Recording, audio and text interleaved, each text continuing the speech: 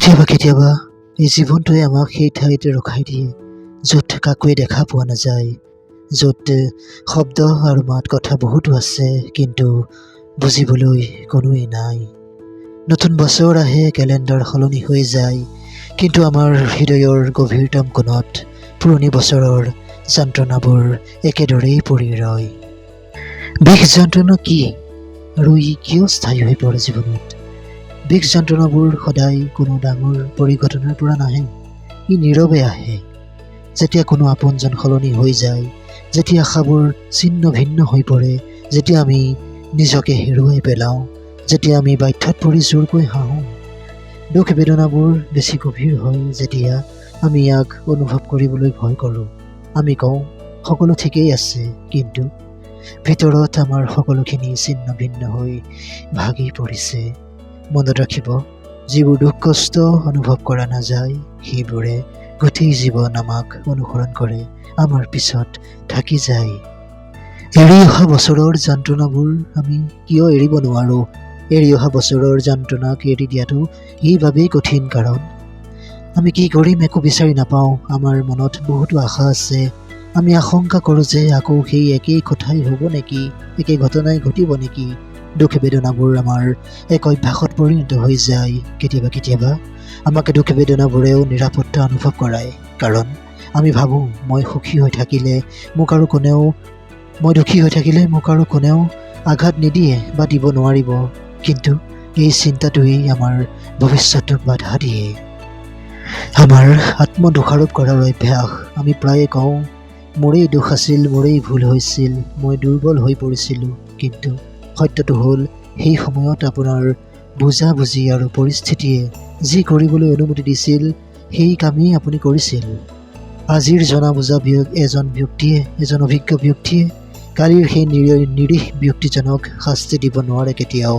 নিজকে কওক, মই ইচ্ছাকৃতভাৱে জানি বুজি নিজৰ ক্ষতি কৰা নাছিলোঁ, ই হৈ গৈছিল মোৰ জীৱনত। বিষ যন্ত্ৰণাবোৰক আপোনাৰ পৰিচয় হ'বলৈ নিদিব কেতিয়াও। যদি আপুনি বাৰে বাৰে কয় মই ভাঙি পৰিছোঁ, মোৰ ভাগ্যখনেই বেয়া, মোৰ লগত সদায় ভুল ঘটনাবোৰেই ঘটে, তেতিয়া লাহে লাহে এইটোৱেই আপোনাৰ জীৱনৰ পৰিচয় হৈ পৰিবগৈ।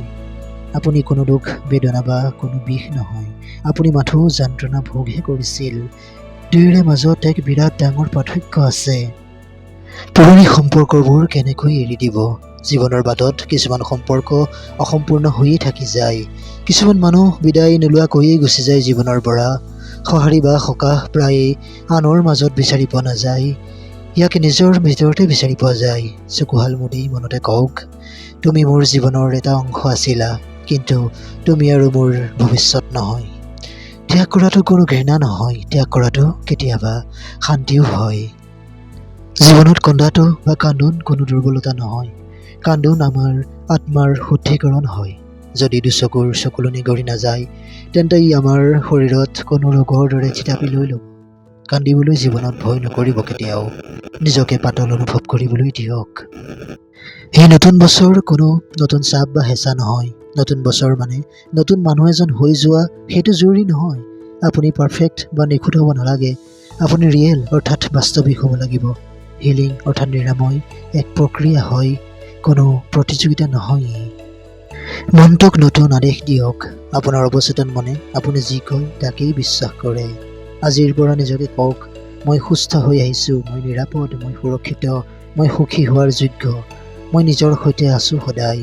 লাহে লাহে আপোনাৰ মনৰ দিশো সলনি হ'বলৈ ধৰিব। জীৱন বাটত আগবাঢ়ি যোৱা মানে কি? আগবাঢ়ি যোৱাৰ অৰ্থ হ'ল অতীতক বুজি পোৱা, ইয়াৰ পৰা জীৱনৰ বাবে শিক্ষা লোৱা আৰু বৰ্তমানক মুক্ত কৰি দিয়া। আপোনাৰ অতীত আপোনাৰ জীৱন কাহিনীৰ এটা অধ্যায়হে মাথোন, গোটেই কিতাপখন নহয় ই। যদি আপুনি ইমানখিনিলৈকে শুনি আছে, তেতিয়া বুজিব আপুনি ভিতৰৰ পৰা মজবুত, আপুনি শক্তিশালী। নিজকে এই প্ৰতিশ্ৰুতি দিয়ক যে মই নিজৰ সময়ত সুস্থ হৈ উঠিম, আৰু সেয়াই যথেষ্ট আপোনাৰ বাবে। যদি ভিডিঅ'টো ভাল লাগিল তেন্তে লাইক কৰিব, কমেণ্ট কৰিব আৰু ভিডিঅ'টো শ্বেয়াৰ কৰিব আপোনাৰ আপোনজনৰ লগত, আৰু চেনেলটো ছাবস্ক্ৰাইব কৰিবলৈ নাপাহৰিব।